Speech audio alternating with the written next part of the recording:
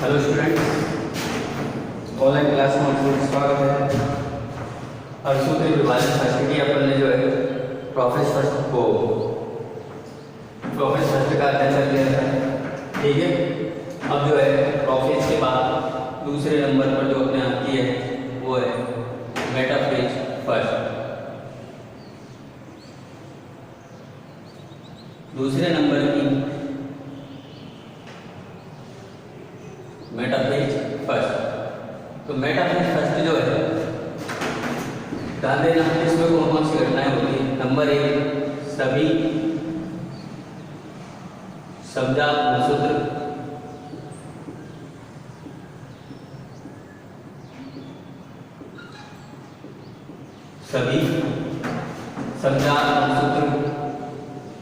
मध्य पट्टिका पर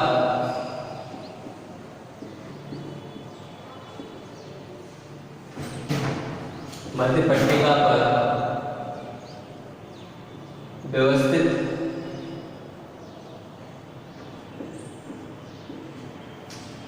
सभी शब्दार्थ गुणसूत्र मध्य पट्टिका पर व्यवस्थित हो जाते हैं,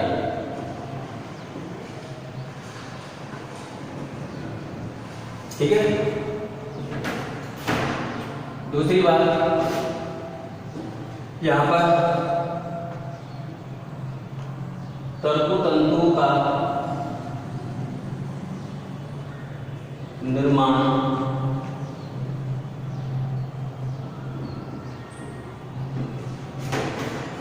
पूर्ण हो जाता है।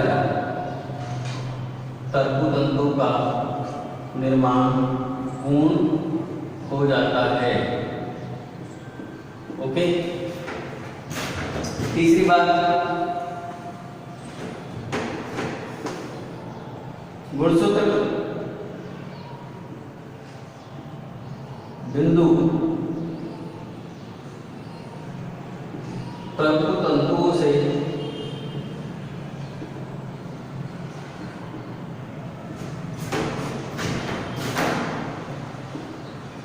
जुड़ जाते हैं।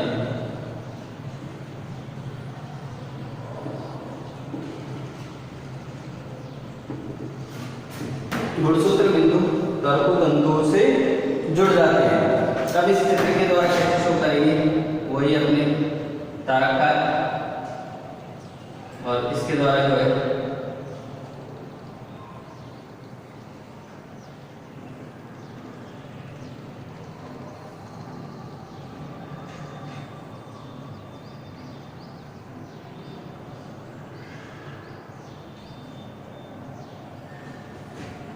यहाँ पर ध्यान देना, जो गुणसूत्र होते हैं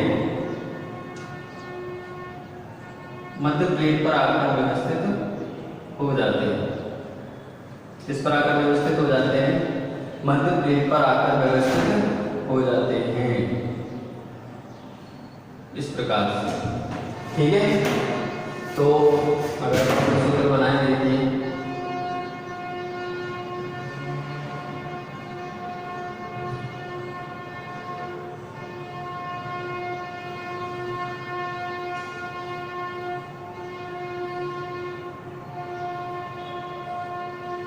थोड़ा बड़ा बना लेते हैं।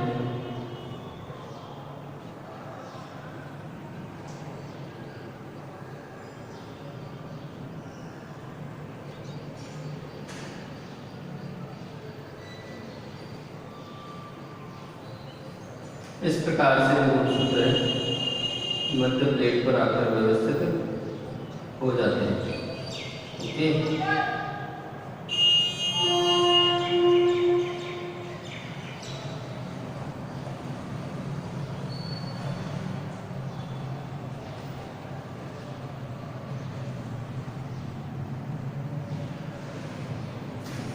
तो गुणसूत्र जो है मध्य प्लेट पर आकर क्या हो गए, व्यवस्थित हो गए, ओके। तो अब ये जो है देखिए, ध्यान देना, ये गुणसूत्रों के गुणसूत्र बिंदु हैं, ये तारकाकार के तर्कतंतुओं से जुड़ जाते हैं। तर्कतंतु है ये अपने, और ये किससे आकर जुड़ जाते हैं, तारकाकार के तर्कतंतुओं से आकर जुड़ जाते हैं। तो ये होती है अपनी मेटाफेज फर्स्ट। अब चलती है अपनी एनाफेज। एनाफेज फर्स्ट के बारे में अध्ययन करेंगे अपन। अगली अवस्था तीसरे नंबर की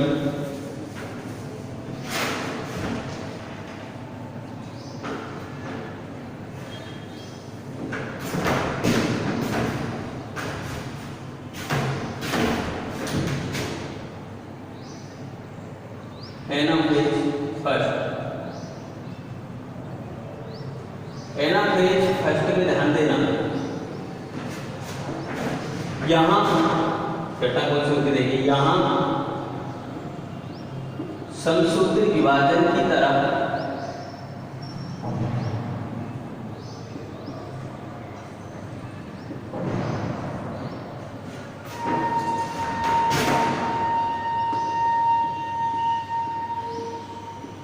गुणसूत्रों के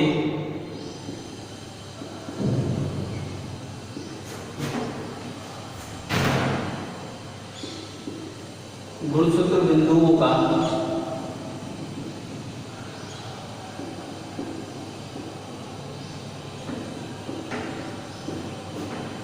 यहाँ समसूत्र विभाजन की तरह गुणसूत्र बिंदुओं का विभाजन नहीं होता है, विभाजन नहीं होता है, बल्कि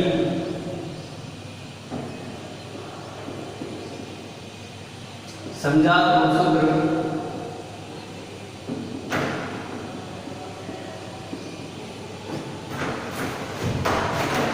पृथक होकर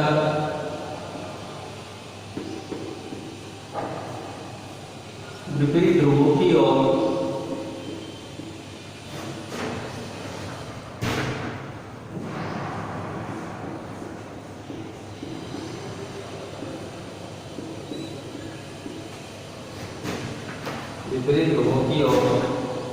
गमन करने लगते हैं।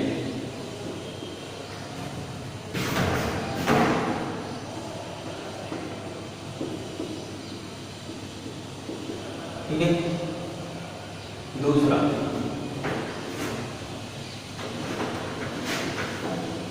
गुणसूत्रों के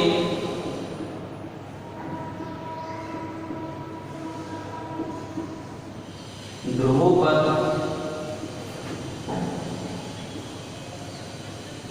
गमन का नियंत्रण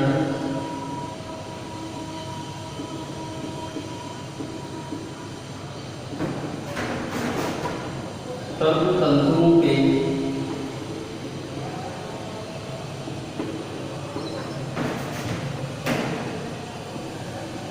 संकुचन पर निर्भर करता है।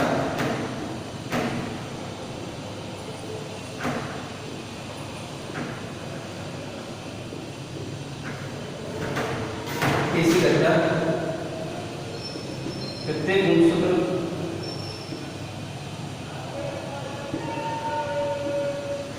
विपरीत ध्रुवों पर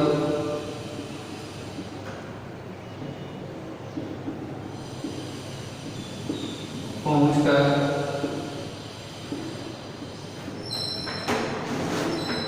समूह में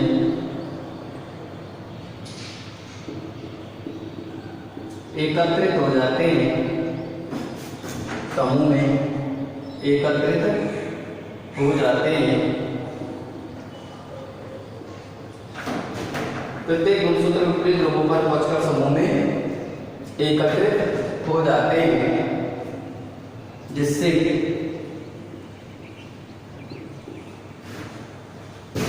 गुणसूत्रों की संख्या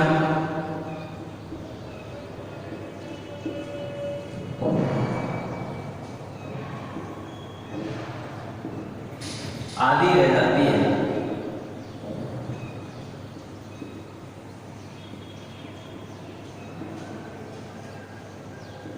ठीक है। गुणसूत्रों की संख्या कैसे रह जाती है? आधी रह जाती है। अब ध्यान देना, यहाँ पर जो है समजात गुणसूत्रों के जोड़ों का क्या हो जाता है? पृथक्करण हो जाता है। उसे चित्र के माध्यम से अपन इसको मिटा देता हूँ, चित्र के माध्यम से इसको समझेंगे अब।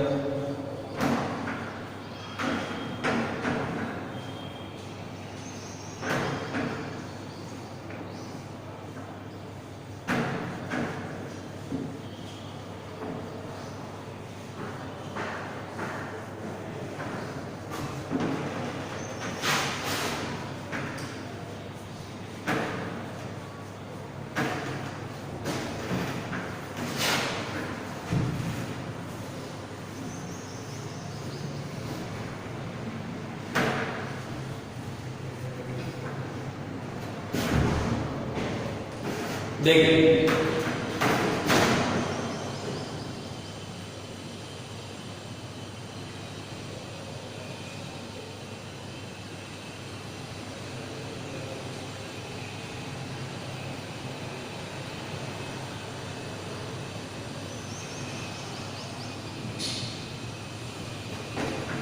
ठीक है,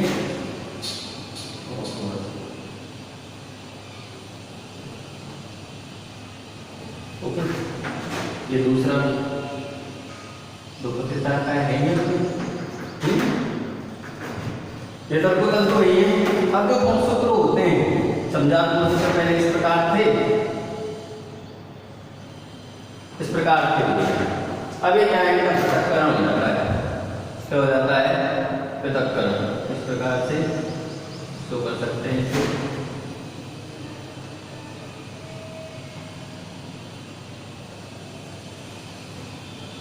और ये जो है विपरीत रोगों की ओर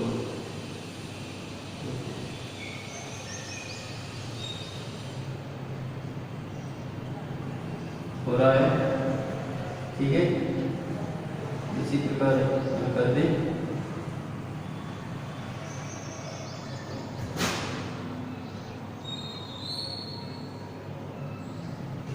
ओके। जिससे एक ध्रुव बन जाए अपना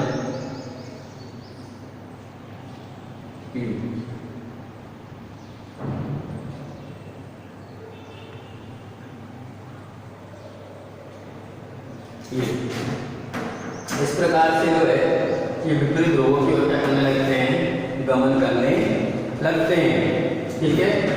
और इनका जो नियंत्रण है वो तर्क तंतुओं के संकुचन के फलस्वरूप ही होता है। तो ये जो है अपनी एनाफेज फर्स्ट अवस्था है। कौन सी अवस्था है, एनाफेज फर्स्ट।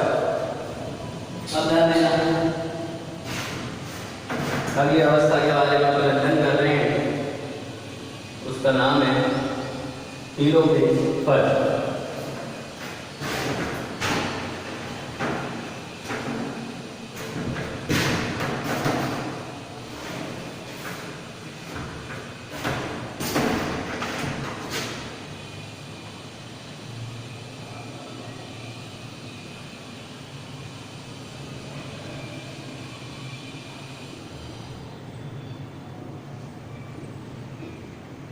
जिसे अंत्य अवस्था भी बोलते हैं पर, ठीक है।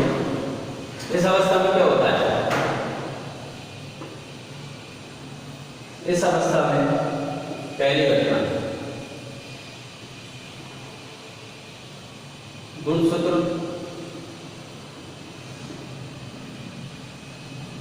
के चारों गुणसूत्रों के समूह में, गुणसूत्रों के समूह में एकत्रित हो जाने पर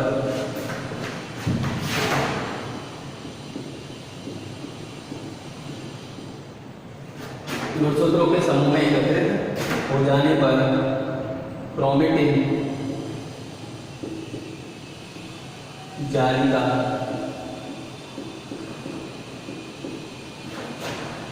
का निर्माण हो जाता है।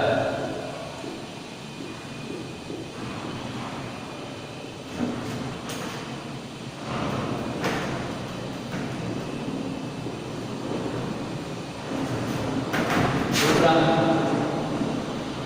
केंद्रक झिल्ली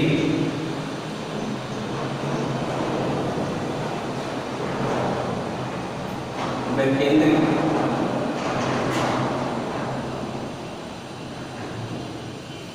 दिखाई देने लगती है।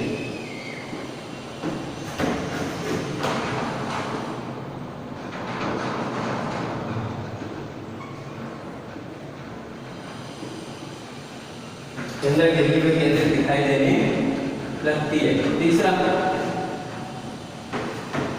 तर्कतंतु नष्ट हो जाते हैं। तर्कतंतु नष्ट हो जाते हैं। केंद्रक विभाजन के फलस्वरूप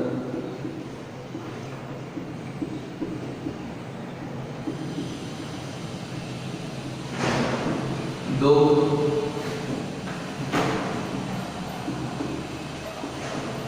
उत्तरी केंद्रकों का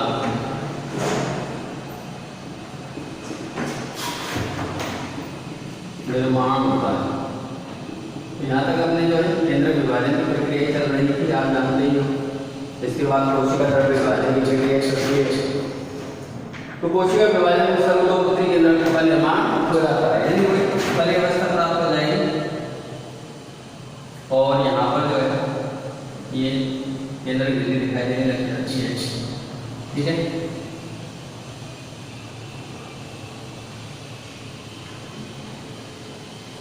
ध्यान देना।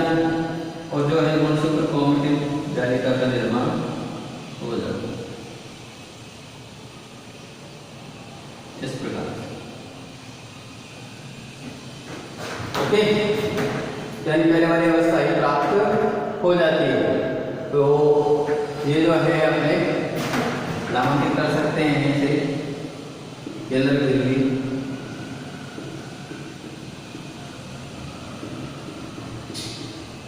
सारा कार्बन नष्ट हो जाते हैं। ठीक है, और यहाँ पर जो है अपन शो कर सकते हैं केंद्र और ये क्रोमेटिन जालिका।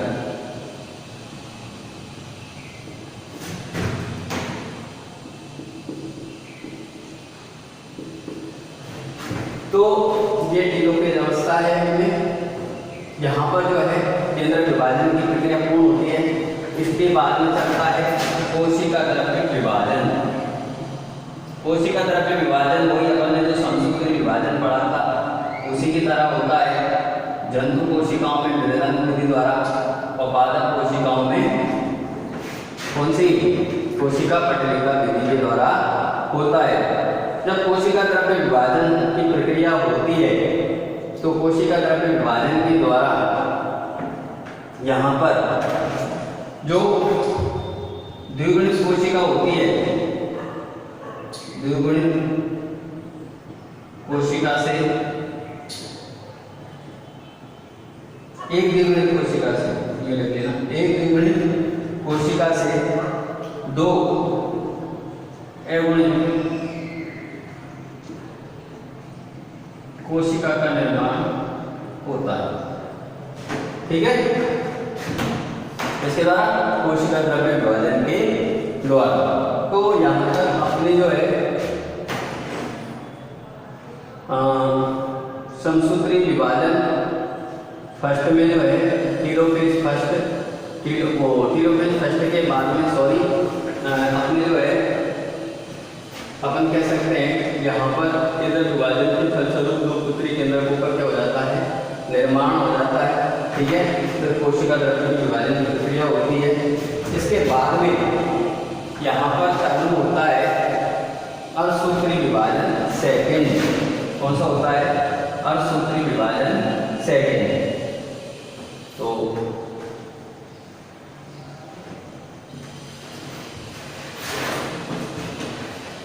यहाँ तक अपना जो है समसूत्री विभाजन फर्स्ट कंप्लीट हो गया। ओके, केंद्र विभाजन की प्रक्रिया का